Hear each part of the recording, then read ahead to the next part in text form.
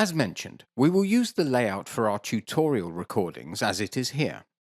Despite this, it can of course be useful to have your own individual layout for the EDIUS interface.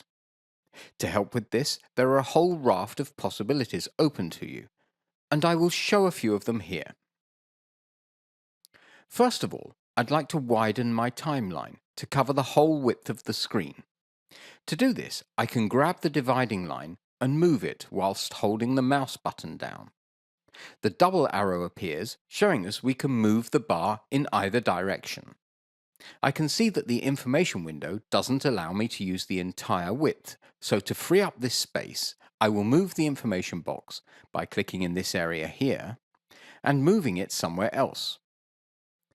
You can see that the info box jumps or locks to certain locations when moving it, such as here to the side of the bin and preview boxes. This is useful in that it helps keep the display clean, but it can also hinder you. And if you wish to move a box freely, then you simply move the box whilst holding the Shift button down. Now I can move the info box freely, and I will place it here and will extend the timeline window all the way to the right. I would like to build my information box into the area here, so I'll move it down for now. And I'd like to move my player window a little to the left. And in doing so, I notice that the bin window is automatically extended also, as it is locked to the other window.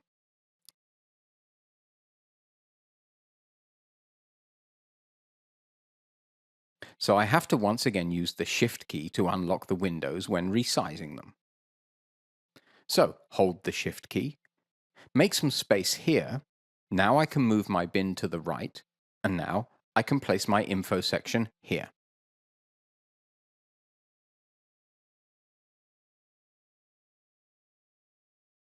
It's not very useful to have done this, but it does show you how you can create your own layout to suit your needs.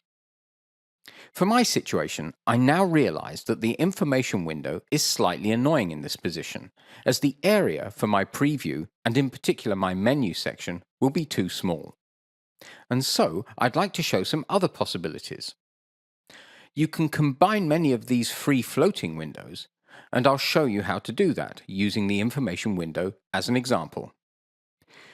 We can see, for example, here, I'll zoom a little, in the bin window, that there are various tab sections below, and I can simply add my information section to these tabs. To do this, I simply click on the information section here, on its name, and with the left mouse button held, I drag and drop the entire section into the window, and the section appears as a tab below.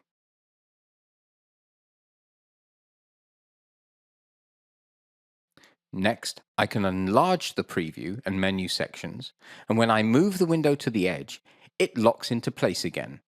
And now, having let go of the mouse in the meantime, I can readjust the sections. So now I have created a layout in which I have more space in my timeline compared to the standard layout. And it would of course be nice to be able to save such a layout for future use. To do this in EDIUS, I go to the menu, View, Windows Layout, which we have already seen, and I have the possibility to save current layout, to store the layout I have created for future use. I will do this via New and give it a name, Timeline Big, and save it with OK. When I now go into the menu View Windows Layout, I have access to the stored layouts, and I can see the layout just created under Apply Layout.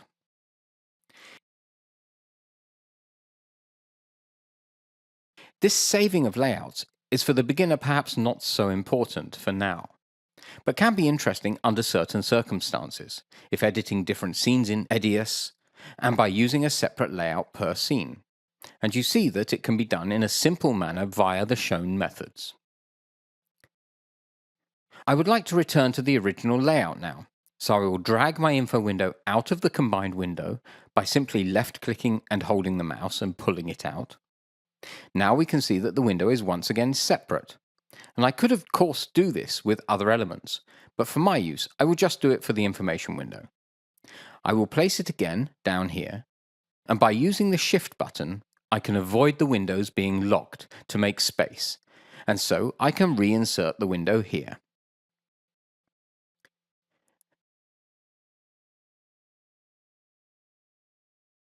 At this point, a small tip that is useful when working with floating windows.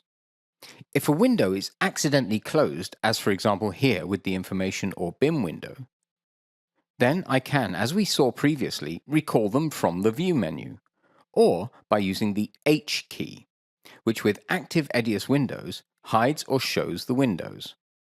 And so, when a window is hidden or accidentally closed, you can by repeated pressing of the H key recall and show all the floating windows.